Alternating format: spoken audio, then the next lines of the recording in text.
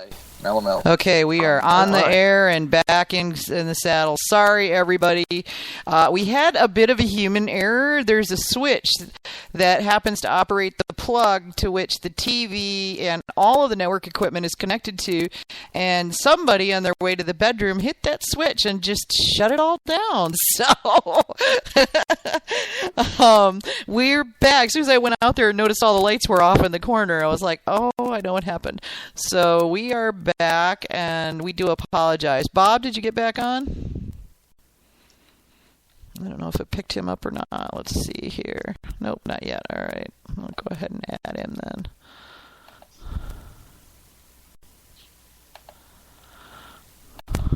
Bring him back here.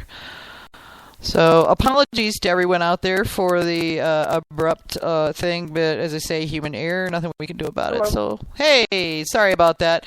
Figured out what was going on. Yeah, there's a plug, or there's a light switch that happens to control the plug that they decided to put the TV and everything on, and they hit the light switch on their way out of the room, on their way to their bedroom to play video games. Wow, that was perfect timing. I know, right? Yeah, and so they just flipped it off, and I'm like, what the heck? Did my network extender die? And I go out there and there's no lights on anything, including any of the network equipment in the corner. So it's like, oh, I know what happened. Oh, crap.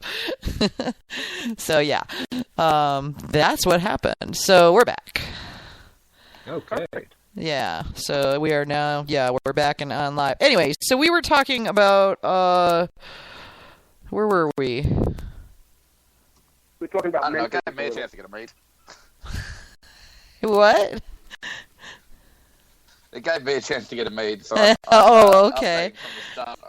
So, okay, what were we on, Bob, when we lost you so abruptly? We were talking about mentors a little? Mentors and mentees, there we go. So, yeah, for those of you who may not have caught it, Bob's group does a pairing of newbies with experienced beekeepers who are willing to take on apprentices, mentees, whatever you want to call them, and helps them to learn this stuff. One of the things that worries me is that I really just don't know that much, and finding classes in my area has proven to be difficult. So what do you guys do? What do you guys do up in your area to ensure that there's adequate educational opportunities? Well, there are, like our club, I belong to the Jersey Club. In Westchester County, New York, there was no beekeepers. And I didn't find New York City beekeepers to my liking. And it wasn't because they did anything wrong. It's just that they seemed to meet out in Brooklyn, and it was a lot quicker for me to drive over the Tappan Zee Bridge to Ramapo College than it was to drive down to Brooklyn. And, it's a different, the New Jersey beekeepers is probably more in tune with my area than it would be the city people. Okay. So was there a lot of club activity going on in New York before you left? It just didn't sort of like... I just went down one or two meetings. I went to one or two meetings of the New York City Club. I went to one or two meetings of the New Jersey Beekeepers Club, and I found the New Jersey much more to my liking. I thought they were more educational. They had a beautiful spot to have a meeting, which was in Ramapo College. So they had a classroom. They had, everything was there. They had a very structured meeting. They had great speakers. And the New York City meeting, some of them were meeting here or meeting there. And, I just gravitated where I thought I would fit in best. Cool. It is the Garden State after all, right? What's that? It is the Garden State after all, right? Yeah. New Jersey. Yeah, but it just really came down to how long it takes to get there and how long it takes to get back and, the timing of the meetings. Mm-hmm. How does one go about finding the clubs, or I guess you go online or? Yeah, you can go online. Sure. So the Northeast New Jersey Beekeepers has the Facebook page. I think they have 2,000 members in the group on Facebook. Wow. There's always stuff out there that you could see, and there's so many different groups. Tomorrow night I'm up in Vermont. I'm speaking at Addison County Beekeepers. They're a friend of mine, Scott and Valerie Wilson. They run that beekeeping club. A couple of years ago, I spoke at Franklin County Beekeepers. My sister in Burlington. So whenever I come up here, I always I have a couple friends who keep bees, and it's a big community.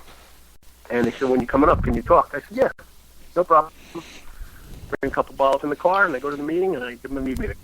That's how I got lured into talking to the New York City mead making guild. Was I happened to be going up to New York for something else, and they're like, "Really?" So I got asked to speak. It was pretty cool. I enjoyed it. Who was that? Did you speak to? Oh God. The Homebrewers Guild?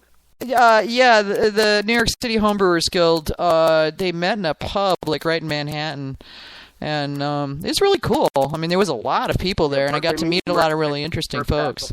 What's that? Yeah, Burp Castle.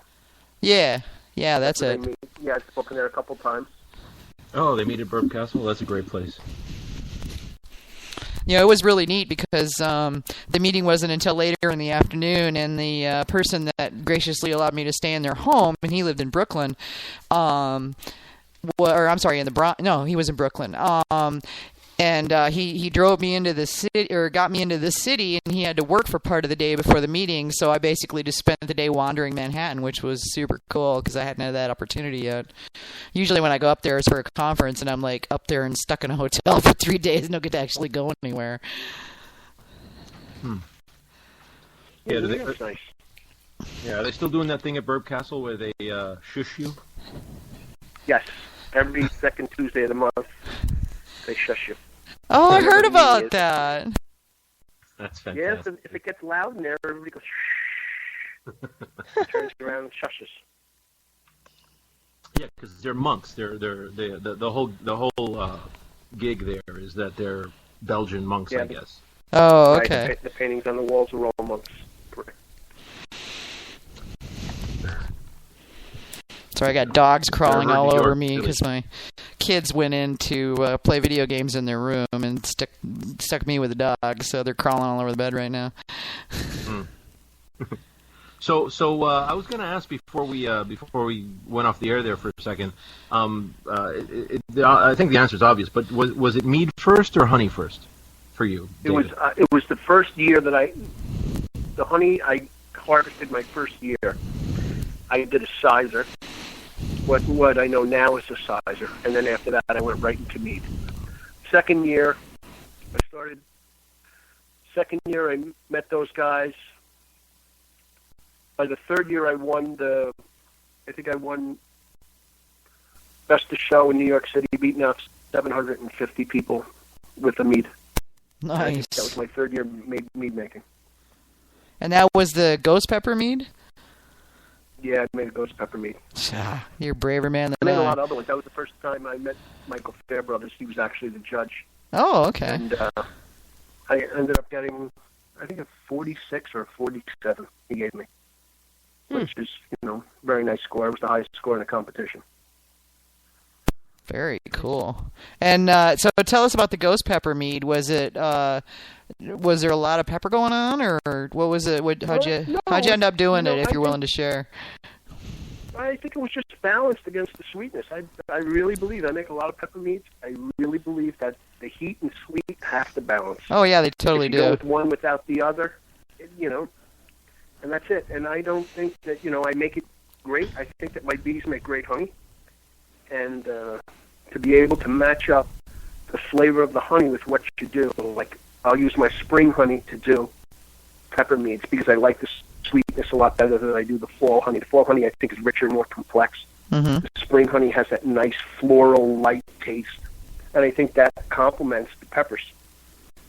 Interesting.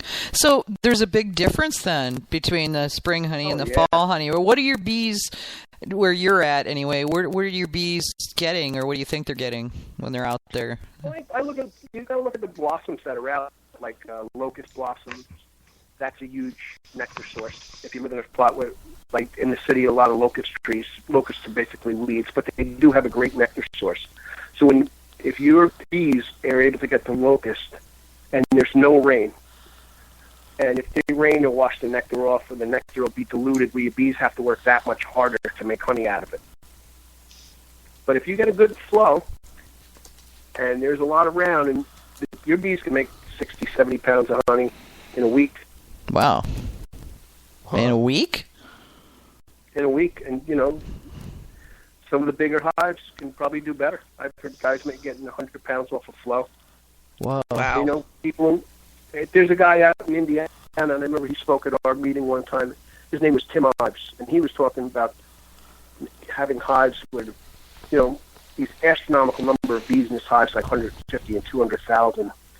And you can look him up, and there's pictures of him, and he has pictures where he's on top of ladders working his hives. Wow. And I can only imagine what he's pulling off. Well, what's the average size of one of your hives, though, or in general? I don't. I'll put it on as they need it. You know what I mean? If I see the hive's not doing well, or there's not a great flow, you're not going to get that much. If your spring is late, if you get a late frost and it knocks down your, whatever we're getting at, your bees were getting, it knocks it down, it's gone. There's another guy I taught to beekeep. His name's Chris Culp. He lives in White Plains, New York. He has 2 hives. He's in this beautiful section. Every year he gets a couple 100 pounds off his 2 hives. Every year, like clockwork. And I'm jealous because he has such a great spot that he gets all this honey, and he really doesn't even have to work for it. It's almost like he's like, oh my God, the hives are full. I have to do it again. And, it's like no sympathy, dude. Seriously. Right. You wish you had his problems. Right.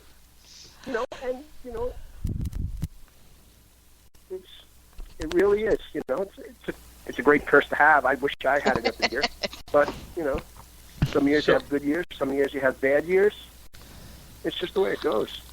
You can't do anything about a late spring. You can't do anything about bad rain. Bees don't fly in the rain. Bees don't fly into 49 degrees. Every once in a while you hear somebody, oh, my bees fly at 42, my bees fly at 39. They'll fly at 39. If the sun's beating on the hive, they'll come out. But I don't know how much nectar there is to find at 39 degrees. Yeah. So is the honey collection happening weekly or bi-weekly? As the flowers open, it's seasonal, and as the flowers come out, and as as weeds open and dandelions are usually the first thing to open. As they open, the bees will go out and hit those flowers for the nectar. And bees, they make their area more prolific for them. Let's say the bees like the dandelions, and within the field next to the hive is 1,000 dandelions. Your bees will go out and they'll hit all those dandelions, and hopefully pollinate all those dandelions to produce seeds to make more dandelions the next year. So if the bees don't like the flower, or the flower is a bad nectar source, or there is a more prolific nectar source, the bees will avoid the bad flowers and go to the better flowers. I'm watching the bees feeding on the dandelions out the window right now. Yeah, it's springtime or summertime in Australia, so. But bees will work what's best for them. They're going to go to the best nectar flow that's available. How do they know? I don't know. Only the bees do. Okay. Instinct, really. That's it. Would it be mystery for the ages, I suppose? So it sounds Actually, one to of my me... friends was talking about learning in his language class that bees communicate by their little dances, and they can tell when they find a good nectar source, they come back to the hive and they can tell others how far it is in what direction. I've heard that too. Right. Yes. So you got the scout bees who go out, and it's their job to search out the area, I suppose. It sounds like, from what you're saying, that the dog, who's on my microphone cord here, that the bees... he just came and laid right across my mic cord.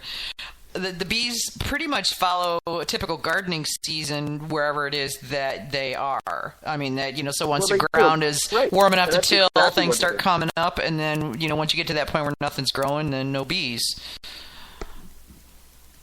So that makes sense then. So what is it? What does your season look like? I mean, in terms of what do you have to do? I mean, we're just going to pick your brains here, Bob. Okay. So in the beginning of the season, I'm going to look in my hives, make sure they have adequate food. I'm going to go in probably January, February to see if they have food, to see if they went through their reserves that I left on last year. What do you feed them through the winter? Well, sometimes bees do starve to death. Sometimes they don't have enough, or sometimes the bees will go into a corner where there's no food, and there'll be food on the other side of the hive. Oh. So I might reach in and move the frames around a little bit just to put food closer to them. So this is leftover honey, right? Nothing. Yeah. Well, that's basically the food source through the winter is the honey you left. Okay. In the fall. How much do you have to leave? So, I mean, percentage-wise, do you think? I try to leave about 80 pounds, 90 pounds of honey on the hive for the winter. Okay. Some people leave more, some people leave less. If you're in, Alabama or Georgia, I presume you could leave a lot less. Sure, because yeah. they have their season where they're going to be able to get food source all year. But if you live in Maine, Wisconsin, I guess that you would, have to leave a little bit more as insurance. Do they go completely dormant in the winter? What they do is they actually keep, they vibrate, and they have a cluster. In this cluster, they generate heat. So the bees in the middle that are warm will work their way to the outside, and the bees that are cold will work their way into the inside. And they'll keep changing spots to warm up and cool down, and the queen in the center will be maintained at about 93 degrees. Wow. So they're basically doing that sharing body heat thing like, anybody would do. Right. So when she starts laying eggs, all depending on the size of the cluster, she can do the build-up, in the beginning of January. She'll lay as many eggs as that cluster can support. So if that cluster can support 2,000 eggs in 21 days, after those eggs start to hatch, that cluster will get bigger and she'll be able to lay more eggs. Oh. They have to providing they have enough food, the cluster can keep getting bigger and bigger, and the hive population is going to keep going up until about June. Then they start cutting down to go into winter. Okay. The pouring sound you hear is more of David's sweet sourwood mead from 2013 going into my glass. I have to reach way over the dog to get to the mead bottle. It's like such a chore. All right, so come springtime then, whenever it is that the soil can be worked and plants start coming up, the bees start to stir, right?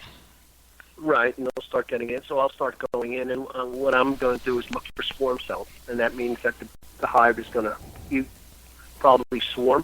Mm-hmm. So now that leaves me with 2 or 3 things I can do. I can split my hives, take the swarm cells out, put them in a nucleus box, and leave the queen and make a new queen in my nucleus box to grow another hive.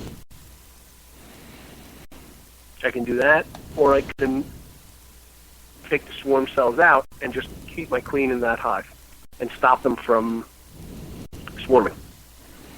So it all depends on how I come through my winter, how many hives I want to end up with, but usually it's constantly, I know so-and-so lost the hive, I know this guy lost the hive, or this guy wants to get started, so I'll try to make splits for my friends.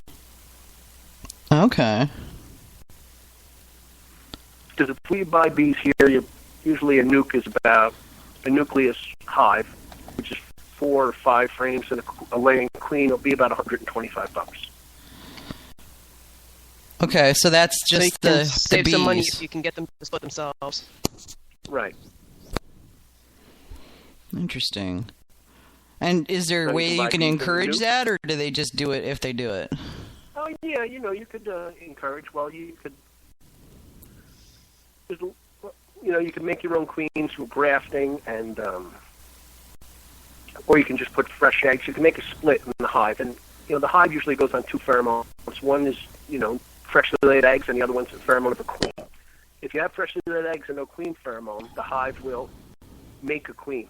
And by doing that, they will feed some of the eggs, some of the fertilized eggs, which are female eggs, royal jelly, and they'll make a queen cell.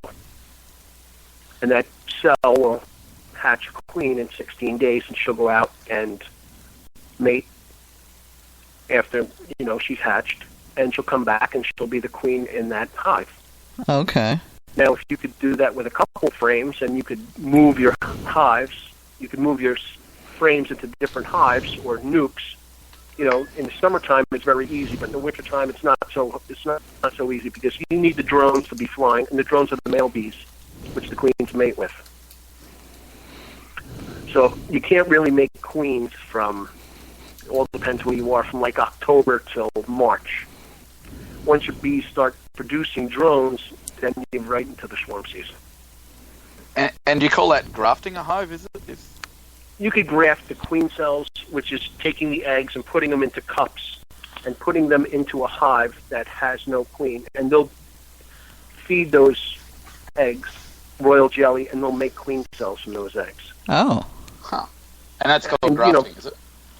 Right. And, they make special frames where you take each cell out, and you can hatch each cell individually, and they put protective cups on them. I don't do any of that. I know a couple guys who do it. It's fascinating to see what people can do. Very much so. But, beekeeping is like brewing. You can get in as deep as you want. Interesting. So, how much, and I'm sure there's people out there who are wondering this, how much time does one reasonably need to allocate to know that you're going to take good care of your bees? Usually at first it's probably an hour a week. Let's say you had 2 hives. And as you get used to it, you can go a little faster. After a couple of years, I'm sure you can do it in, 10 or 15 minutes if you really want to just go in and take a quick peek and get out. And, some people it takes longer. No, I could see turning it into like my bee meditation, where the hive time is the away time and the me time and just me and the bees. Well, that's the easy part. But when you start looking at extraction, and now you're taking the honey and you're bringing it in, extracting it, straining it, that starts to add up too. It's not just, 1, 2, 3, you take it out of the comb and you put it in. And, like I have an extractor's $1,500, The hot knife to cut open the wax is $100, or it used to be $100. Now they sell the cheap ones from China on eBay for $20. Yeah. But all of that stuff, starts to add up. So this is why I say, go see if you like the hobby before you, invest $3,000-$4,000 in it. You can go as deep as you want.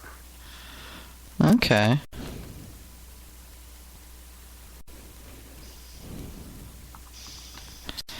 I'm updating things. Apparently our first part actually broadcast, which is good. Oh, great. Yeah. Yeah, when it cut off, it just auto-saved it up to the cloud, which is good. So we may have lost a little bit, but not all of it's gone. This is really... I'm splice it back together later. Yeah, actually, I'm just going to do part 1 and part 2. Make it easy. Not fair. Yeah. No sense messing with it, and it's there. Considering I think I'm not going to mess and tempt fate. So, you got, 4 hives now, Bob? I think I went into winter with 7. Oh, okay. And which... Well, 2 of them I rescued off a building in Manhattan in August. Somebody illegally placed them, and a guy called me up and asked me if I could remove them. So I went down there to remove them, and I went on like an early morning. It was raining. I looked at the hives. It was like 2 inches of bees on the front of each hive. The population was so high, and there was only 1 box, that I had to go get a second box to put on to get all the bees inside. Wow. So I did them. I carried them down. They were on a 4th-story walk-up. They were about 80 pounds each. So I'm walking through the hallway of this building on like a 90-degree day with this hive all sealed up with screens and staples with moving straps around them. Holy cow. Poor bees. Yeah, well... I bet they were ticked off bees, too, man. No, they were fine. They really don't get too ticked off. So I threw them in the car. I drove them up 40 miles north to where I keep my bees now. And I laid them out, waited a couple hours. They calmed down and pulled the screen off. They came right out. They were ticked off for about 30 seconds. Then after that, they're fine. Is that how it works as the hive grows? You put another box on top of it, or? Yeah, and this way you can build up. If you put too much, you can get parasites. You can get wax moths. You can get small hive beetles. You don't want to give them too much room that they can't control it. And wax moth is a parasite that comes in and lays eggs on top of the wax and lays through the wax and the honey. And they can destroy your hives if you have a weak hive. Yeah, I know about those wax moths. I was making a whole hive mead, and when I got into the secondary, I noticed that there were like things that look like mealworms floating in the mead. and it turned out to be the larva of the wax moth. Yes. High protein mead. Yep. Yeah. It's just nutrients. Yeah. So, have you noticed that? I mean, how are you doing with losing bees in the wintertime? Do you lose a lot of them? No. Wow. No, not so much. You lose one here and there, but that's expected. Oh, sure, yeah. So it sounds like, I mean, because I know that, like, some of the larger beekeepers, that the commercial beekeepers that I've spoken with, like, we had Kirk Jones on last week. He's St. Ambrose Mead, Michigan, and also Sleeping Bear Farms, which is they've got a honey production facility in Florida, and then their home base is in Michigan, a couple thousand hives. But he was saying that in many years they'll lose up to a third of their hives, and it sounds like the more hives you got, the more likely you are to lose a significant percentage of them. I would definitely tend to believe that. Yeah. With 4 or 5 or 10, you could really look in there and see what's going on. And, you could, if you see a problem, it's right there, because you take the time to go. When you have 100 hives, you're not looking in every hive. You True. might look them up, see if there's swarm cells, or, you might even say that, hey, if they swarm, I'll take that, I can accept the loss. I can accept that 25 of them are going to swarm. That is really interesting. So, okay, they wake up in the spring, the flowers start to bloom, the bees do their little bee dance, and then go out and find the stuff, bring back nectar, and create honey. So, once spring kicks off in earnest, are you out there checking the honey supply and the bee propagation, if you will? I do about every 10 to 12 days I check. Okay, I try to get 8 to 10. So I'm going in there about every 8 to 10 days. So what I do is I look for swarm cells, and then I figure out what I want to do with the hive. I check, see if they need more boxes, see if anything's full. If something's full, I take it off. I bring it home, I extract it, and then I'll bring the wet box back the next week. So the wet box is something that I've extracted. It still has wet honey in it and sugar. I'll put that right on top of the hive. Okay. So how long does it take them to fill up the hive, as it were, to get that 60, 80 pounds or whatever?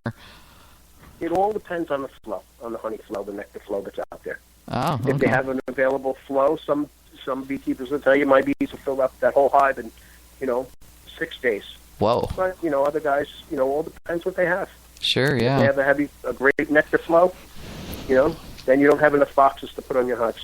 Wow. Do you move yours around depending on what you're trying to get, or do they pretty much stay there? Nope. I have mine in the same spot. That's it. Okay. I'm not a commercial beekeeper. I'm not, I don't sell pollination services. I do it because I like it. I do it because it's a great hobby, and I do it for the honey. I could see hauling them off to, like, say, a pecan orchard just because pecan honey, or something like that. I know if I decide to set up a couple of hives, I have a friend who owns a pecan orchard, and that's going to be the first place I ask to put my bees. Be like, pecan honey, yes. So you're probably getting like a pretty good varietal then. Are you getting a light spring sort of wildflower clover mix, or? Right, I get a nice light wildflower, and then I get like a darker, more complex fall honey. That's usually what I get. I'll bet you're getting some. Wouldn't really. Yes. Are you still in New York, or are you in Jersey now? Yeah, I'm in Westchester County. In Westchester County, okay. Is there a lot of like goldenrod or anything? I mean, what kind of floral sources do you have around there? There's some. Yeah. I just think it's such a variety. I can only count it as wildflower. Mm-hmm. I couldn't say I get this or that. Yeah, yeah. It's interesting that it's so much darker in the fall, and one has to wonder what they're getting. It's not a lot darker. You just get that more complex, that less floral character that I get in my spring honey. Interesting. It's just so fascinating how much it can change. You'd think, okay, hive, flowers, honey. You don't really think about hive, flowers, and depends on when, what kind of honey you get. So I think that's kind of neat. Yeah. Well, but it's an organic. It can change every year. Usually in the spring you get, dandelions come up, or the locust comes in, and you get a bad rainstorm for 3 days in a row, and it knocks all the blossoms off the trees. There goes your whole honey flow. Your whole honey flow from locust is gone. That's not coming back. Yeah. The flowers are already ruined by the heavy rain. So you move on. Yeah. And then the bees will go to the next best thing. I'll tell you, the more I learn about honey, the more it's exactly like wine grapes. You know, the rain affects it, the temperature affects it, you know, the time of year affects it. It's the same. It's amazing. Yep. It'd be really cool if they'd let us put like locational, you know, like they put varietal and the honey Torah. The Torah, yeah. And that was, thank you. I was like, I was going, I know the words there. I can just see it. I hate to really have to do something about this memory loss. But yeah, I mean, it just to be really neat if we could put appellation on, you know, our honeys, because in some cases you can tell that, you know, not always, but it'd be really nice to be able to go, this is a upstate New York wildflower honey, or, you know, from the fall. You know, that'd be really cool. Westchester County. You know, to be able to say that in a mead, you know, in a commercial mead would be super excellent, because there are people, I could see people going to it for like you know, allergy reduction, because they say that using bee pollen that, you know, comes from a hive that is in the area that you have severe allergies in can help reduce the effect, you know, the severity of the allergies. I don't know how well it works, but I've heard that it has shown, you know, well in testing. So it's an interesting concept. So, okay, if you were telling, you know, so we got new beekeeper in Westchester County, wants to keep bees, has not the first clue. So what's the first thing you tell him to do beyond hooking him up with a mentee in your club? Buy his own mask, buy his own veil. You know, just so in case somebody invites you over, or, you know, you want to go do something, you have the equipment to go do it. Don't make a big investment, and just invest in the veil, pair of gloves that you feel comfortable with. You know, most of the gloves that you can buy in the beekeeping magazine, bees can sting through them. So, you know, it all depends on your comfort zone. And if you know, just try it out. Would be the best thing I could tell you. Is there a particular brand of veil that, you know, is like... Oh, you can go to Better Bee, you can go to Man Lake, you can go to Brushy Mountain. There's a million bee distributors. Just a veil. Just something to keep them off your face. Okay. Always a good thing. You know, that would be the only thing I recommend. Just go try it out for a season before you jump in. Mm-hmm. Interesting. So, AJ, you've been uncharacteristically quiet, which I take to mean you're taking frantic notes because... Well, of course I am. Because bees, yeah. So, I don't know. Also flipping back and forth between 4 screens to remember what the questions were. Yeah, I know, right? Well, it's not so much that I'm just kind of going with the flow, because I think Bob's got a lot to offer here. Bob, in case you're not aware, AJ is going to open her own meadery, but she lives in Canada, where in order to open a meadery, you must have bee. You must keep bees. So she's doing all of her, you know, backgrounding stuff to get that. So she's our big note taker, because she's yeah. They insist that you be running a minimum of 100 hives. So really? they don't let you start small out here. I think there's some provinces have actually put in a thing where it only has to be 70 or 80, but still they're not letting you start small. Do you have to run them yourself, or do you just have to have them on your property? You have to be the beekeeper, and there's a little bit of wiggle room about whether they have to be on your property, but your mead production facility has to be in the place where you process your honey. Wow, cool. Yeah. So it's helping with the sustainability, because I've been reading that a couple of people have said that the United States does not make enough honey to support all of its mead makers. No. Whereas in Canada, you won't run into that problem, because they don't let you start small and they don't let you use someone else's honey. I really believe that, you know, when I I spoke at the national conference, not the national, the semi-national conference for the mead makers, EAS, and there were a lot of people there. You'd be surprised how many beekeepers make really good mead. And I know that a lot of people say, oh, they don't really know. A lot of guys do it, have been doing it for years. They're backyard self-taught, and they make great mead. There was a guy I met, Mike Long. He lived in the Pine Barrens in New Jersey. He made the best dry meads you ever had. Really? Yep. I know there's a lot of beekeepers that make mead, but they're strangely quiet about it. They don't really. You don't hear from them all that much, because every time I connect up with any of my regional, in my area beekeepers, they're like, most of them are like, yeah, no, we just make the honey, and sell the honey or whatever. They don't really do There's anything. Always one or two. There's always one or two. There is too. So okay, you get your honey. How do you process your honey? Do you process your honey? No, I just put it in the extractor. Okay. I put a strainer, 400 micron, and that's it. Is that like a centrifuge type of thing? Yep, I have a centrifuge. I have a 20 frame max amp. So I do 20 frames at a time. It's electric motor. Oh, and that's big. it's bolted to the floor. And You would want it to be. tail under it. What's that? You'd want it to be bolted to the floor. Yeah. Yeah, it'll dance around your basement. Yeah. I'll bet it dance More right than a through your watching basement thing, wall. But, and that's it. I do that, and first extraction of the season, I always make the traditional. I dump it right out within an hour from the comb, right into the bottle. Or the bucket, however I want to do it. So you basically you use your honey for making mead mostly. Pretty much all of it. Pretty much all. Okay, good. Do you trade it to other people at all, or? For what? I don't know. I'm just wondering. I'm sure you've got people going, Bob, I heard you got 100 pounds off your hive. Can you spare some? Always does. Everybody always does. There's always. I belong. I'm the president of the homebrew club. There's always guys who, I just need 8 pounds. I want to do a braggot. I want to do this. I want to do that. I'm fair, but most of it ends up in my buckets and my bottle. Yeah. I think you'll find, Vicky, that's one of the reasons why it only takes an hour from extraction to get inside a bottle. Because once in a bottle, you can't give it away. You can't give it back. Yeah.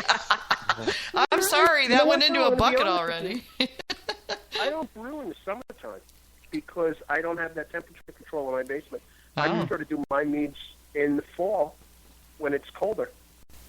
I got to learn that lesson. Basement stays colder, but I don't do it in the summer. I don't have that temperature control. Yeah. So you do a traditional with your first spring run, and then you don't do any until the autumn. I don't do anything else.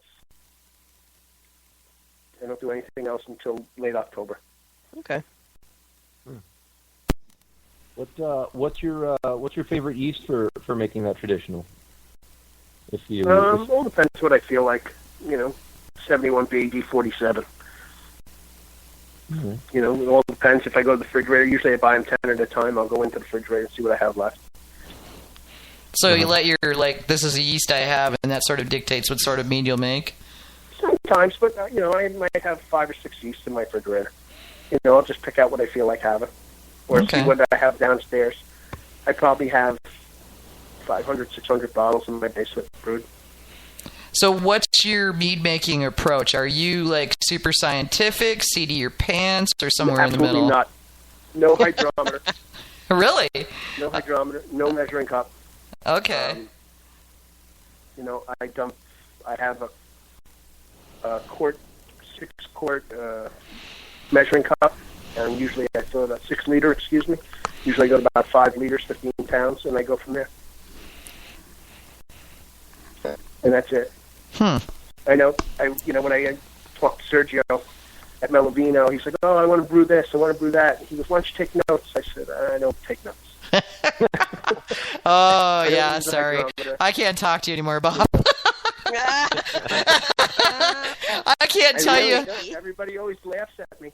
Well, hey, if it's working for you. Yeah, I mean, you know what?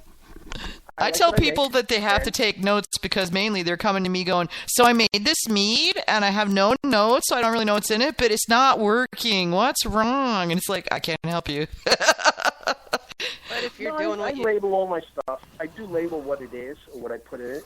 Mm-hmm. But, people go, "Oh, what was the gravity? What was the final gravity?" I never measure it.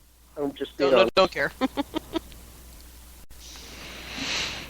Yeah, mead is art, right? Well, that's it. You're going to like the taste of it. And if it where it stops, it stops. And, if you don't like the taste of it, if it's too dry, you can always back sweeten it, stabilize it, back sweeten it, or you can blend it with something else. I'm big on the blending. I'll have something that's very, very sweet, and I'll have something that's very, very dry, and I prefer to blend it. You get exactly what you want. You don't get that raw, unfermented honey taste sometimes. Interesting. Yeah, we had a big long discussion about that on the forum. I'm with you that I don't like back sweetening with raw honey. I think I usually like to use a sweeter mead, and for me it turns out better, quicker. I guess I don't know. Yeah, I know. I mean, it's and in the in judging, and I'm sure you've heard about this in competitions or seen this in competitions, Bob. You can tell when somebody back sweetens with the raw honey a lot of times because it'll it's a noticeable thing. So, well, it's noticeable because they use so much. Yes. If a guy brings something down to to bone dry, and then he puts 4 pounds of honey in it to bring it back to where the mellow is supposed to be, of course it's noticeable. And you know what? It's a horrible taste. It's drinkable. Maybe that's the way he likes it. Mm-hmm. It's the same thing with people who back sweeten with fruit juice. Taste that, the fresh fruit compared to the, fermented fruit. It's a big difference. Yeah, it really is. You can definitely tell. So, what are you're doing a traditional in the spring. What do you make in the fall? I make everything in the fall. Oh. I made a boysenberry the other day. I made strawberry kiwi the other day. I made a cherry bochette the other day. Marionberry I made the other day. So you're liking the fruits then? Black currant. I like the fruit. I like hot peppers. Mm-hmm. I made a seaweed a while ago. I got a splatterack seaweed extract. I used that. You said something about that when we first started talking. Yeah, I want to hear more about that because you had told me something about that when we talked a couple months ago, and I'm curious to hear more about a seaweed mead. A friend of mine, he does all very, very high-end skincare and makeup, and a lot of things he does is made from food-grade seaweed. And I was over at his place, and he's got one of those.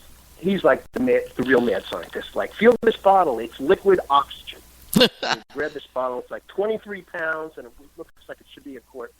And he goes, "Taste it." And I'm one of those guys. I taste everything, and So he goes, "Taste this," and seaweed extract. I said, "Oh wow!" I said, "Had a nice, sweet, briny, vegetal taste to it." I said, "I want some of that." So he gave me a half gallon.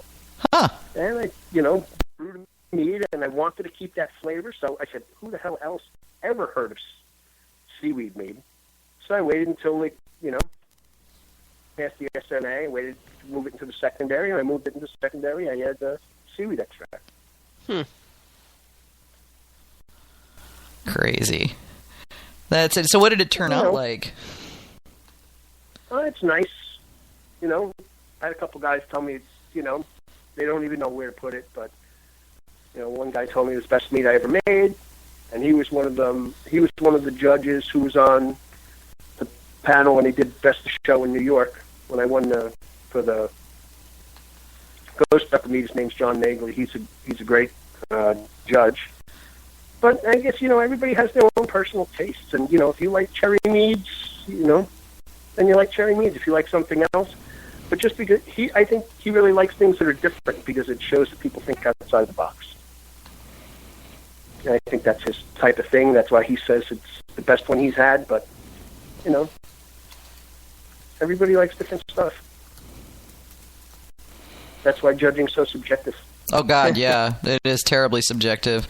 I mean, that was David and I were having that conversation. One of the bottles that he gave me was a cherry Russian mead, and it was really well put together, but I'm not into the whole Russian thing. It just, not Russians in general, but Russian, like Russian style beers, Russian style whatever, that flavoring just doesn't work for me. I'm the same way about a couple of other different things. Agave, or not agave, is it agave? Yeah, agave meads. Yeah. Don't like them. Yeah, you've said you don't like those, and you weren't hot on the idea of beets either. No, I wasn't hot on the idea of beets till I tried them. That was actually pretty good. So I was wrong on that one. But I've had 3 or 4 agaves, and they were obviously well-built meads. And I'm sure for people who like that flavor, tasted awesome. I didn't like them, But I judged them based on their construction rather than on my personal taste. It's like, if I'd been judging David's mead, I would have judged it based on how it was put together, as opposed to, I don't particularly care for this flavor. So, everybody's got their taste. There's a lot of judges who really don't particularly care for certain flavors. Some people believe that mead should be sweet. I had a guy one time, I gave him a dry elderberry wine. He goes, "No, I don't like it. It tastes too much like wine." And that was it. He shut it down. That was it. It was done.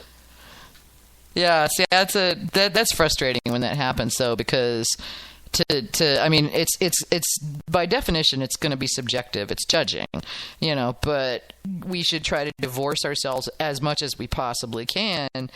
And nobody can do it 100%, but to, try to look behind your personal taste preferences into, is this well put together? Is it balanced? Does it fit the style guidelines, that you're judging under?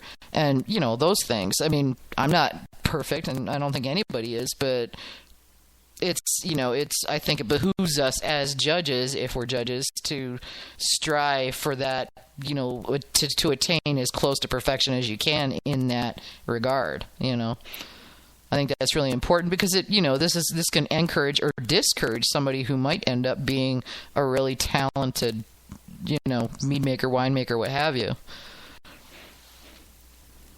So I see it as kind of a sacred trust. I'm not by any stretch of the imagination the best judge out there, but it's to me it's really important to do it right as much as I can. Well, when you make a lot, you take it in stride.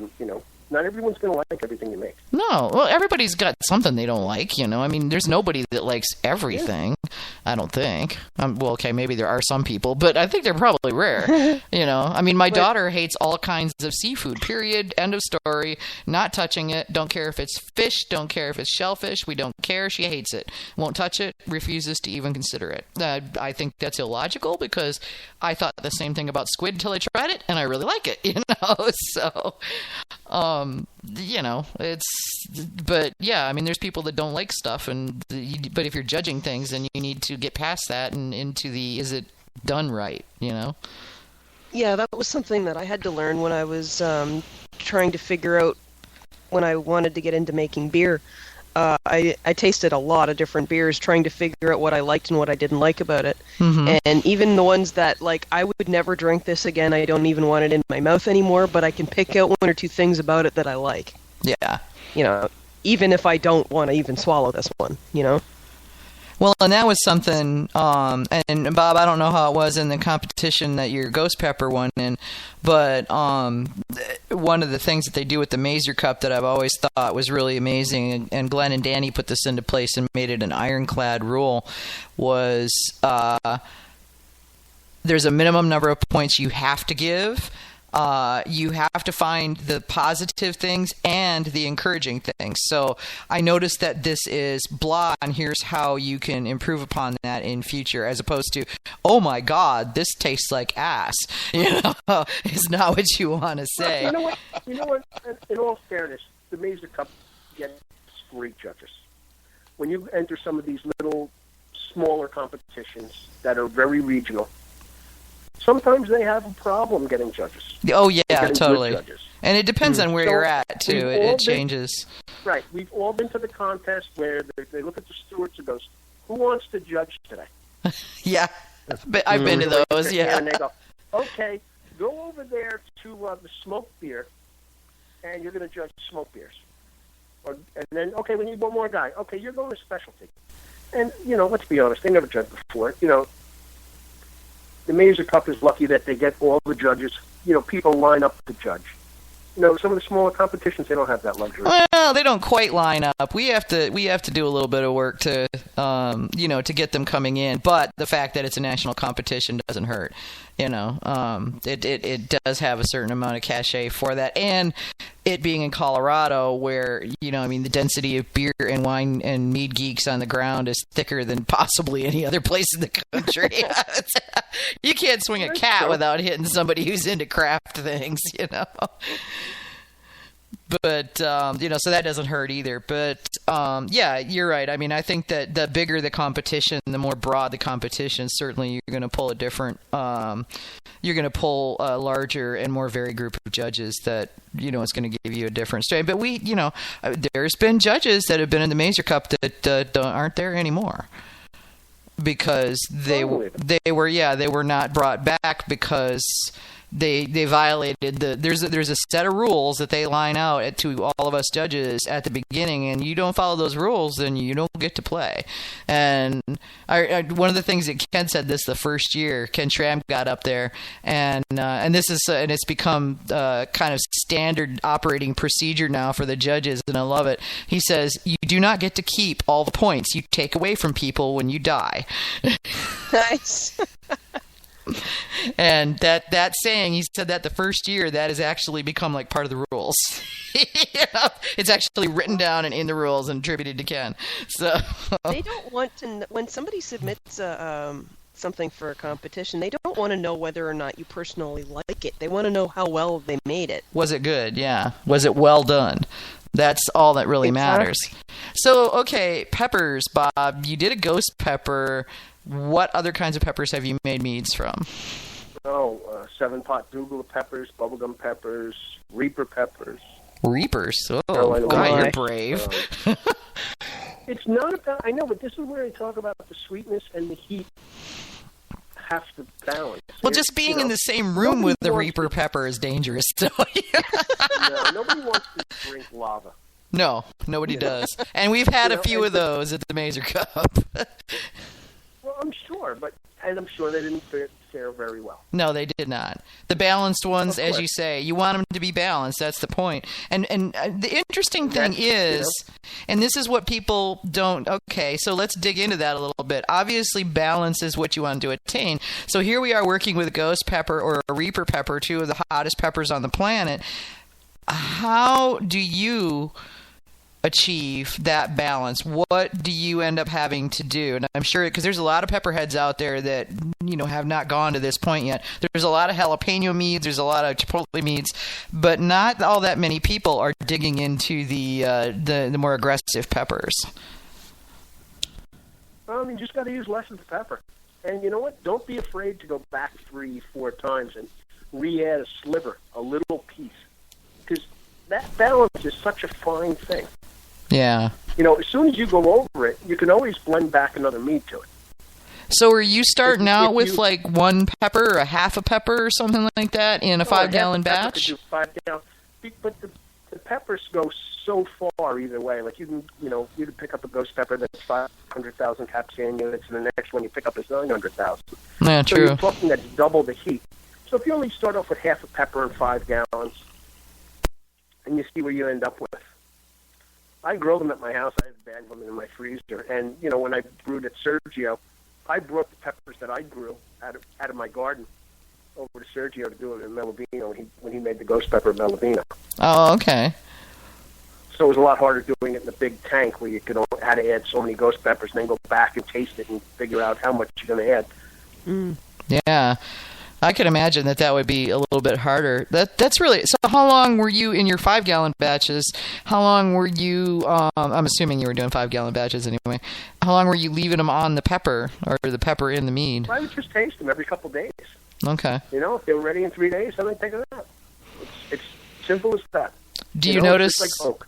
Do you notice it developing further after the pepper is removed, or does it pretty much stop once you take it out? No, not really. And actually, they stay hot. I've had guys that I given bottles to when I first made them, and they've had them 2 or 3 years later, and they say they're still hot.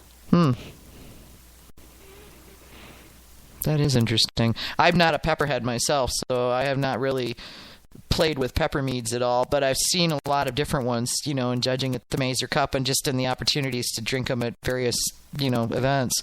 And what I like about the pepper meads that I do is that you get the sweetness, the heat up front, and after 30 seconds it fades and it's done.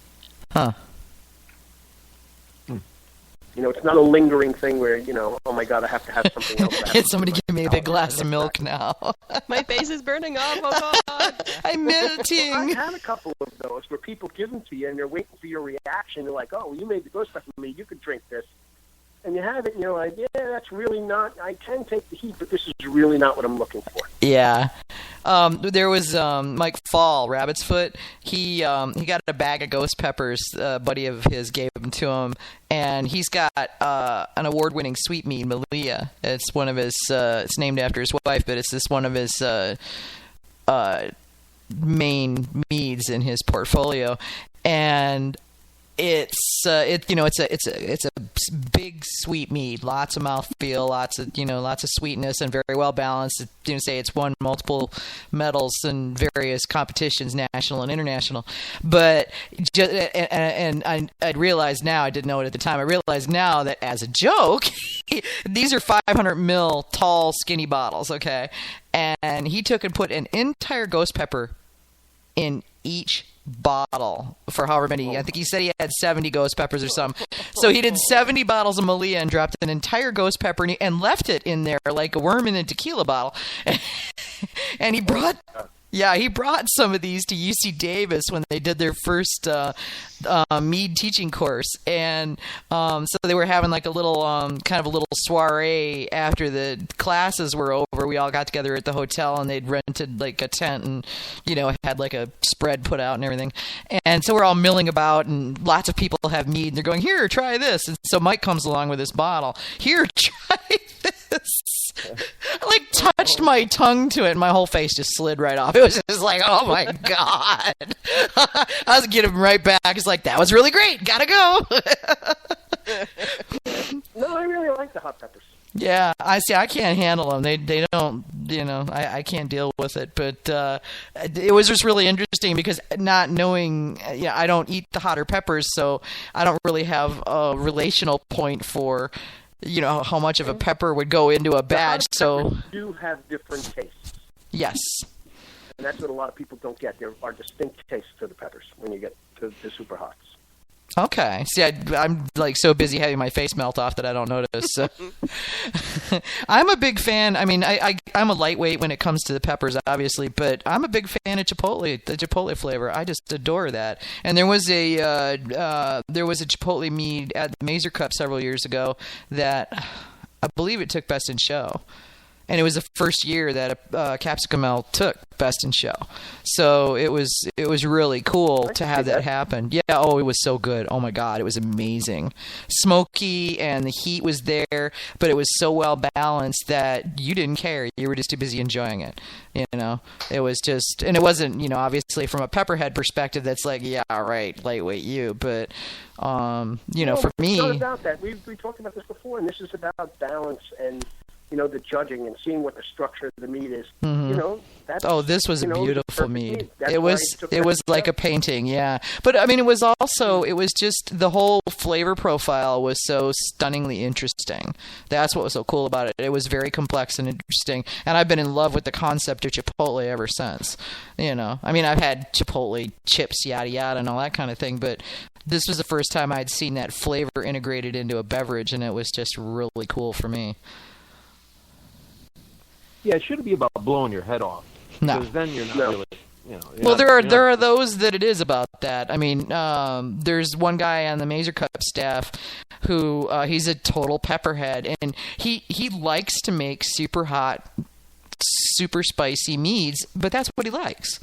It's what he likes. The only thing that makes me think is it's so easy to do that because you could basically put some ghost peppers in any mead, whether it's good or not, and then a month later it'll just blow your head off and you won't know. Yeah. And you won't be able to taste the mead, yeah. Exactly.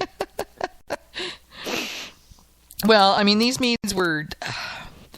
I don't want to say they're balanced because it would take a hell of a lot of sweetness to balance out, like super, if you really went full bore with, say, ghost pepper. But that's the whole point. You can only use a little part of it. Yeah, and I don't know how, I don't know what all he used, but I mean, you could definitely, my problem is that my tongue shorts out beyond a certain Scoville limit. It just goes, and I can't taste anything anymore. So it's hard for me to judge how balanced that is because I get to that burnout point so fast, But that's just considering it's an analgesic. Probably eventually everybody's tongue shorts out because it just yeah, it does have a numbing agent in it. Yeah, that's a self-defense mechanism to keep you from burning your brains out, I think. But have you ever tried, Bob? Have you ever tried peppers and fruit in the same mead? Actually, I have pineapple ghost pepper in my basement now. Really? How did it turn out? It's coming out. I like the pineapple. What I did with the pineapple was I cut up the pineapple in the spring, and I filled a 3-liter jar with pineapples that I cut up, and I put honey on top of it. And the honey pulled out the moisture in the pineapples. So it was almost like a lacto fermentation.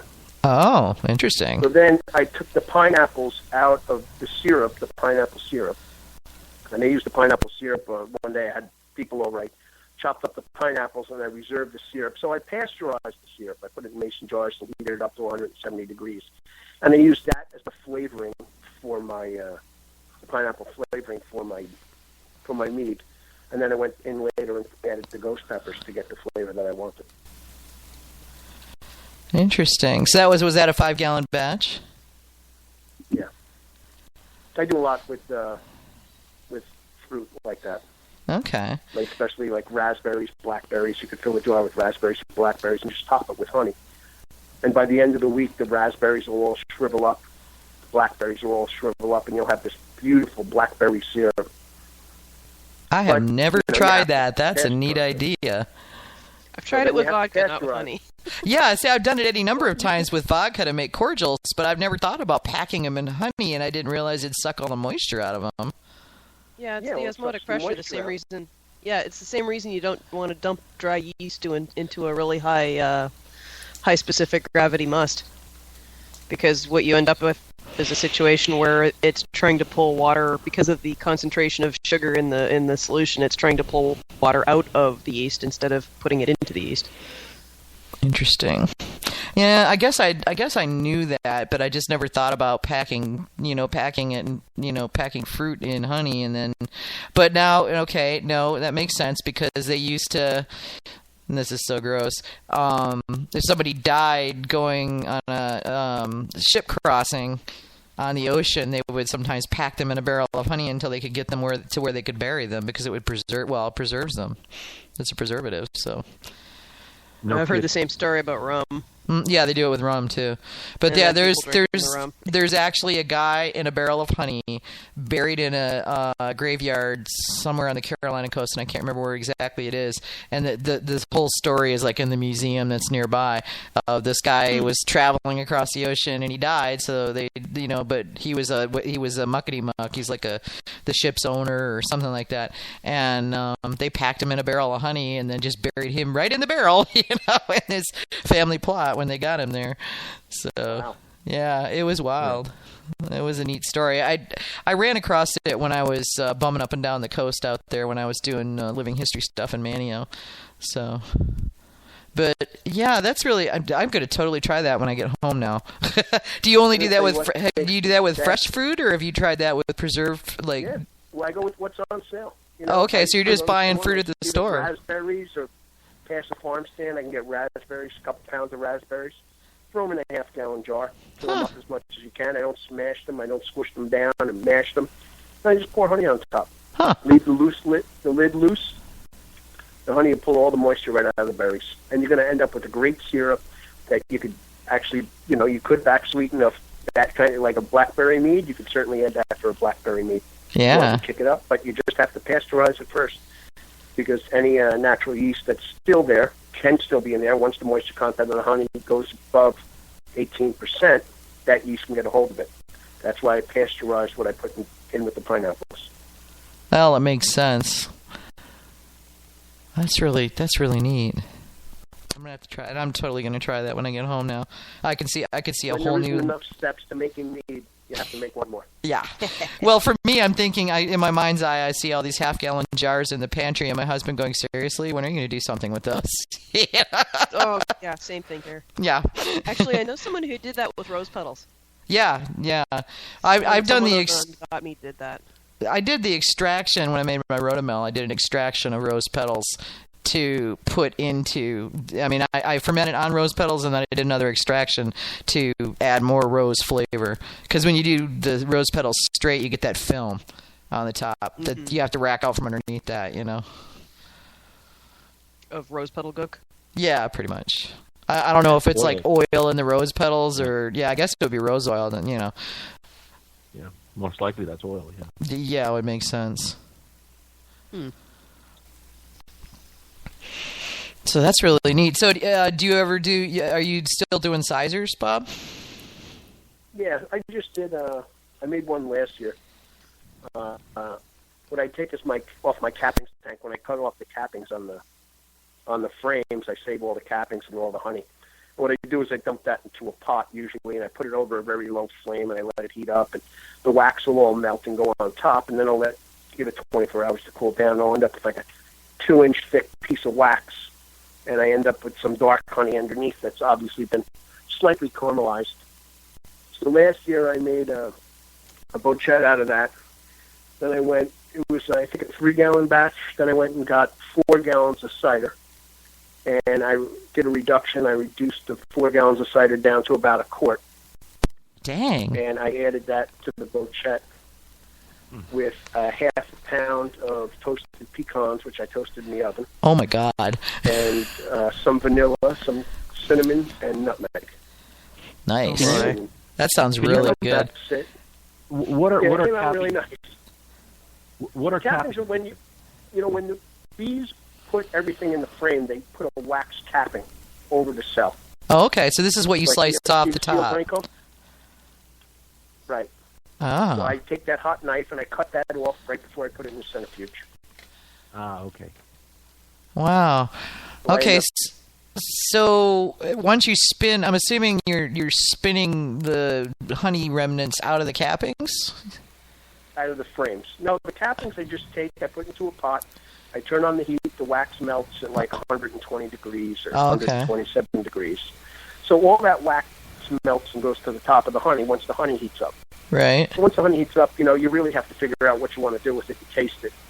And I decided to make apple pecan pie last year. Nice.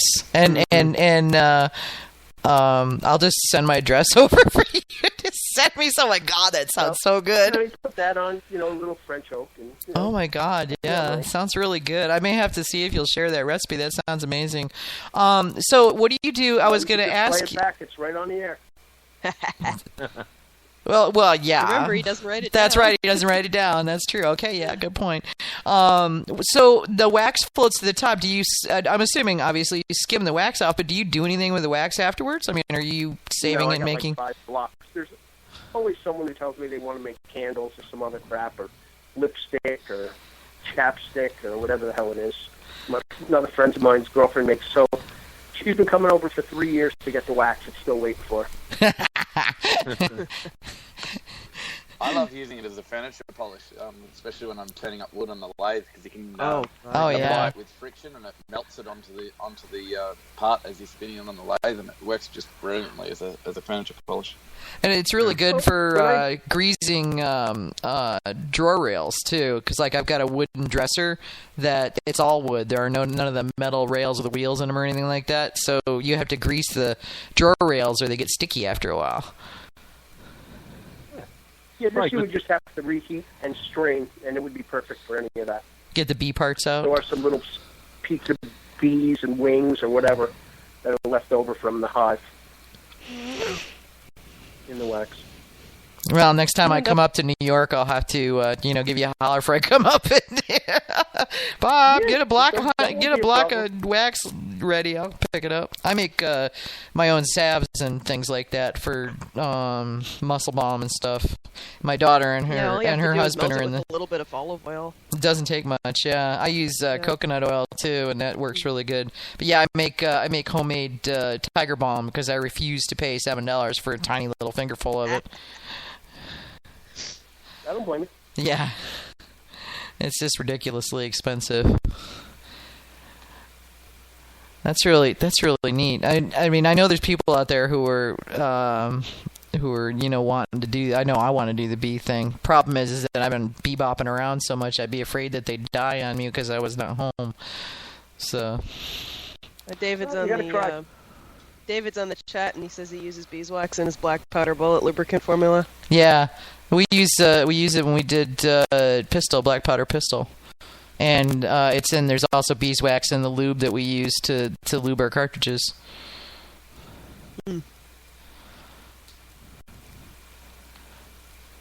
Which is that's another part I'd be looking forward to is the honey is the beeswax because I do a lot of candle making and stuff too.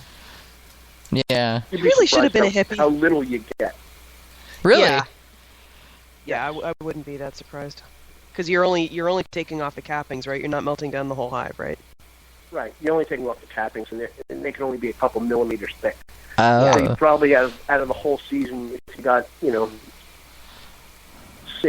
pounds, would probably be a lot. For what I have. Well, it's like the equivalent of pound and a half off a hive. It's like the equivalent of each frame, I guess, would be like one of those beeswax sheets you can buy at the craft store that you roll into candles. Well, I don't use the beeswax sheets. I'm going to be honest with you. I use the Pericomb. I use the plastic one. I find that when I put them in the centrifuge, the electric centrifuge, if I use the wax sheets, a lot of them seem to come apart and fall apart. Oh. No, I mean the ones that you buy.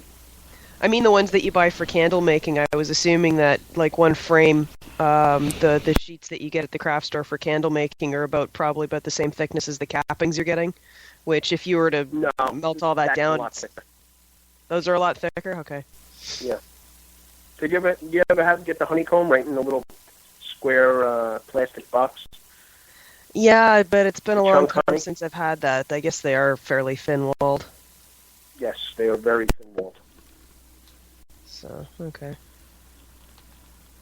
But even so, I mean, you take one of those sheets and you melt it down, and it's still not that much beeswax. No, there's not. I don't get a lot, at all. Not enough to make candles for the year or anything like that. With 100 hives that you're going to have, you might get a sizable amount, but yeah, you'll find out after your first year. Yeah. Yeah, we'll have to have her on the show so she can tell us all about it. How many candles did you make with them? How many candles did I make? How many stings did I get? Yeah, right. Trials and tribulations of a newbie beekeeper. So I have to ask, because it's come up a couple of episodes this past month, and we've been having beekeepers on the show. What have you looked at that fancy new turn the spigot, get the honey hive, the flow hive? Well, actually, this year I do have a guy I'm mentoring, and he is the owner of one of the football teams. I'm not going to get into who it is. Mm-hmm. He lives in Westchester, and I'm going to have my first dealings with the flow hive in the spring. Oh, really? Yes. Oh, I would love to have you back to tell us about that. He's one of my mentees. Oh, cool. That is really neat, because I've heard varying opinions on it. I mean, I think it's fascinating. It certainly looks like a nifty piece of technology, for beekeeping, and seems like it would maybe smooth the path a little bit if people are willing to do that investment if they want to get into bees. Kind of like beekeeping light. Well, I haven't used it yet. Keep an open mind. Yeah. Actually, the guys that made the flow hive, they revised a little bit the presentation of it, because they thought maybe it did seem like beekeeping light, where it really isn't. The only difference is that it makes collecting the honey a little easier, but everything else stays the same. So it's It's interesting. I thought it's that flow hive. I hope when you see it in the spring, you like it, because here in Miami Beach, it's pretty much the only way I'd be able to keep a hive if I wanted to, because there's no way I can, take it all apart and do all that other stuff without getting caught. A lot of people do have extraction services, so you could actually take the box off your honey. Like tomorrow night, I'm giving a talk in Addison County, Vermont. Those people the people who are president. He has an extraction business. People drop off frames right to his house, and he spins them out, and they come back and pick up a bucket later. Huh? Cool. Yeah. I forgot what he charges. It's like $25 for the first box, and then $2 a frame after that. Wow. But you don't really have to spend the money for an extractor.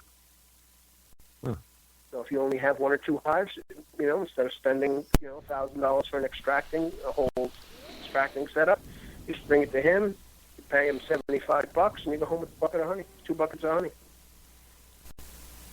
Well, that makes quit, Finn. That makes sense. Sorry, the door popped a little bit when the heat kicked on and the dog just barked. That seems like that makes a lot of sense, because I could see where an extractor would certainly be a big barrier to entry for Joe, casual beekeeper guy. Yeah,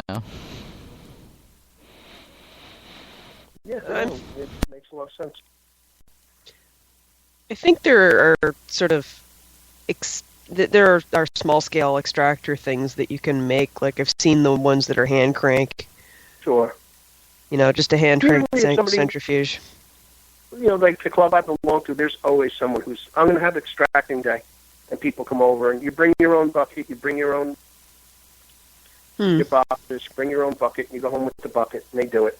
It's just like anything else. Someone comes over and gives you a hand.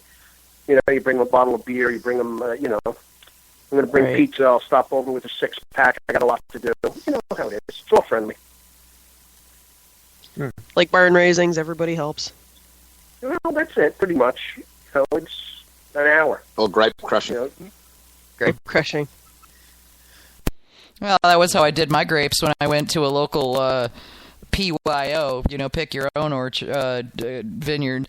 And when I got done, the guy put me and my grapes in his truck, and we went over to his place, and he had a press and pressed all the grapes, and I went home with grape juice, and it was all good.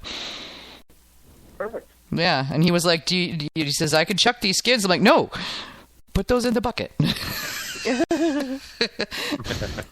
We want those. Those are good. Those make the wine red. That's right. Well, I mean, some people don't want that. Maybe they just want grape juice, or they don't realize that skins add character. But grape juice when you can have wine. Yeah, well, there are people. Maybe it's a church. Okay, just saying. Baptist churches don't. They use grape juice. They don't. Many Baptist churches do not allow alcohol. Oh. You should know that. You live in the South. No, I don't. I live in Miami. Well, yeah, that's true. You live in Miami Beach. That's not really the South. It's wrong side of the It's South. like a New York enclave in the South. Is what it is. Yeah. It's the only place in the country where you go north to go south. Yeah, very true. It's where all the damn Yankees go. If they just keep going down there, they'd be perfect. But yeah, that's just the whole thing is fascinating to me. I just find it really, really interesting to do all of that. So what size of batches of mead do you usually do? Are they typically a 5 or 6 gallon? Usually I make bigger ones too. I've made 20 gallons, 15 gallons. I got a couple barrels at my house, so I just got a Hill Rock Farm barrel. Nice. Barrel, that's 12 and a quarter. Ooh. So that's what I make. 12 and a quarter to go in the barrel. Nice. How long do you let it set in the barrel? So it's done. Till it's done. White taste. You know, it's all about taste. That's true. Yeah, that's very true.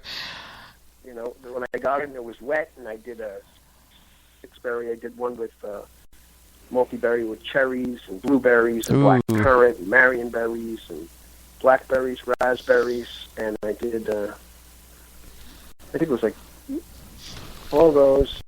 I think it came out to a 20-gallon batch. I put 12 into the barrel, and then I put the rest on medium and French oak cubes with a Remy Martin cognac. Oh my! Nice. Yeah, it's great when you pull out a bottle like that and put it right next to bourbon and cognac. Which one do you like better? Mm-hmm. That vertical tasting's one I want to be at. Yeah, I know, right? It's like me with my my favorite single malt, which is Glenmorangie, and they've got a sherry cask, a 12-year-old sherry cask age, and a 12-year-old port cask age. And it's like, can I have both?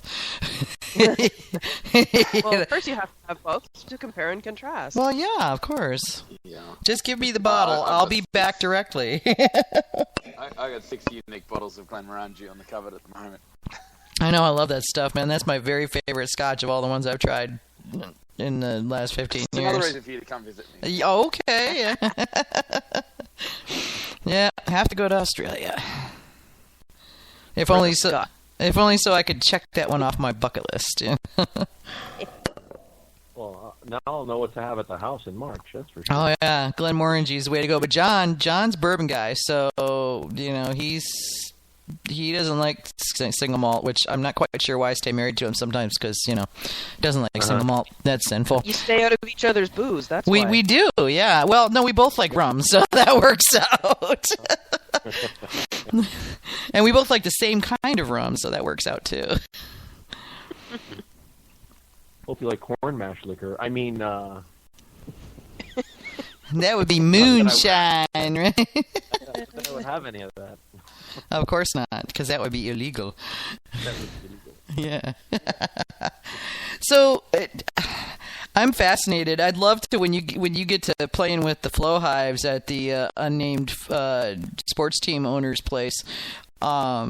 I'd really love to have you come back and tell us more about them, because everybody's talking about them and nobody seems to have actually played with one. Well, this will be the first time I play with it, and he has all the toys. Ah, So okay. he goes, what do you think I should do over here? And I said, well, you might put a windbreak around your hives for the winter. So he sends me a picture, and he has this bulldozer down there, and he's planting these trees. And I was like, no, I meant like 2 bales of hay. I did not mean build a forest. But, but he's a great guy. And, Hey, it's his money. He can do with it what he wants, right? Yeah, and I really thought it was funny, and he's a big guy, so when I pulled up to his house, there's this gate with the sports emblem on the gate, and I'm like, wow, and I see this guy come out, and I go, wow, he must have been a football player. He's huge. Uh-huh. And he's like, nah. And then when I looked at his name, and I was brewing beer around the corner at someone's house, and the guy called me, and my friend has hives too, and I'm teaching him. I said, let me go run over and see what this guy's complaining about. He called me up. He got my name from somebody else to look at his hives. So I went over there and looked at his hives, and I didn't even think of it. And one of the guys goes, that's the owner of such and such. And I was like, really? I didn't even know. Oh, there you But go. very nice, very generous guy, I told him I don't want cash. You got to have a good beer when I come over. Yeah, there you go. And then tell him what good beer is so he knows. He doesn't drink, so he doesn't know. Oh, well, there you go. Then you'll have to let him know. That's it. Okay, one burning question. Had you tasted mead before you started making it? No. No? Okay. Nope. And the last burning question. Aside from the seaweed mead, what's the weirdest mead you've ever made? Oh, I don't even know. I did a lacto mead. Did you? How'd it turn out? Yeah. Very nice. Yeah? I got the bottle with Michael Fairbrother. He said it was one of the best selling meads he's ever had. Wow. So. That's not shabby. No, Mike's very nice. He's honest. Yeah, he is. He didn't mean it. So. No, he would tell you. No, I don't know what else. I'm trying to think. I made a vanilla chocolate brochette with sea salt. That was pretty wild. Ooh, nice. Yeah, sometimes I think it's just really, if you want great ideas, just look around at the foods that are out there. Go to any bakery. Any bakery's full of sweets, and they make all the flavors work. I think one of my favorite combinations that I've been like totally addicted to of late is salted caramel, and I have to reverse engineer that into a mead, I think, or failing that a cordial. Well, you could do a brochette, but it's just got to be lightly caramelized. I wouldn't go black with it. Where it gets to that, where the honey's black and you see the black smoke coming out. I would just do a light to get that toasted marshmallow caramel taste. And then go with the fleur de salt, French salt, Frenchy salt. Yeah. Taste. I'm probably, maybe that's what I'll do with that remaining meadow foam. If I have any remaining after I do the meadow foam bomb. But I was thinking about that because if you bochet meadow foam, in theory that should concentrate that marshmallow and toast it, which would get us a lot closer to caramel. But you're also risking blowing out all that marshmallowy goodness. I know. That's the scary thing about it. I do a really, really small amount first. See what happens. And yeah. once it's using a crappy wildflower. Yeah, do it with a crappy wildflower. Yeah. Do the crappy wildflower. Add the meadow foam after to get the taste you want. Oh. And then go with the salt. Okay. Yeah, it's worth a shot. And if I bochet a little bit of crappy wildflower and then add less of the meadow foam just to do a teeny tiny amount to see what kind of flavor profile I'm going to get, then I won't, if it doesn't work out, then I won't have wasted the last of my meadow foam. Yeah, because as we all know, that marshmallow root isn't going to do the trick. Yeah, I could have told you that. That was surprising. Oh, David's saying use the meadow foam to make a s'mores mead. Yeah, that would be pretty awesome. He says he scorched 20% of it to get the campfire smoke. Somebody was talking earlier on the Got Mead group on Facebook about everybody uses oak, but has anybody used like cherry or applewood or like the woods that you use to smoke with is chips in a mead? And I said, I don't know. I would say go for smoke the honey. If I recall in Philadelphia in 2013, maybe it was the National AHA. There was somebody who gave a talk on exotic woods, aging on exotic woods. Really? Okay. I'm pretty sure. Yeah, we got somebody coming to the American Mead Makers that's going to talk about. Actually, they're going to have a Cooper come in, and they're going to talk about barrel aging, oak chip aging, and then they're going to actually build a barrel right there in the seminar. Oh, cool. Yeah, I know, right? Cool. So they'll be cooping, I guess. Because Cooperage, yeah.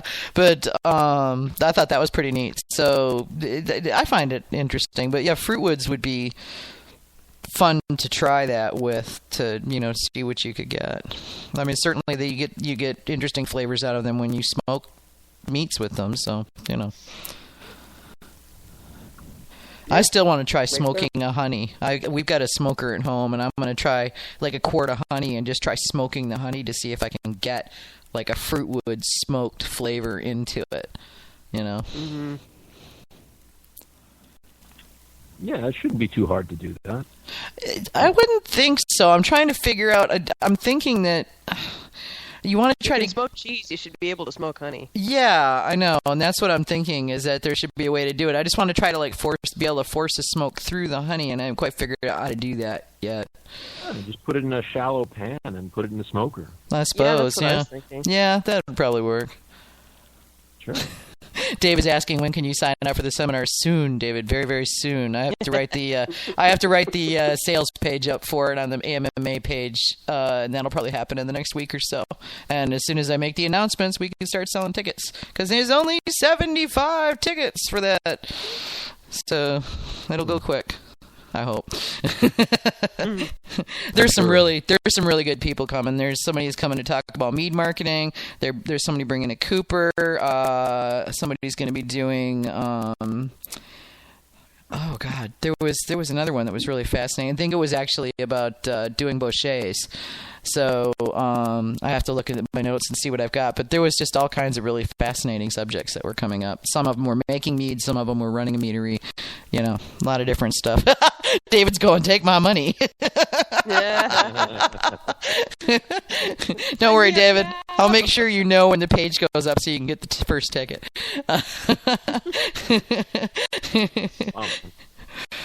There's no way I'm missing this in 18. There's no way. Yeah, and the God's willing, there will be one in 18. You know, if this one goes well, we'll be doing it again. And in fact, if this one books up in early enough, I'll probably be setting up the contract for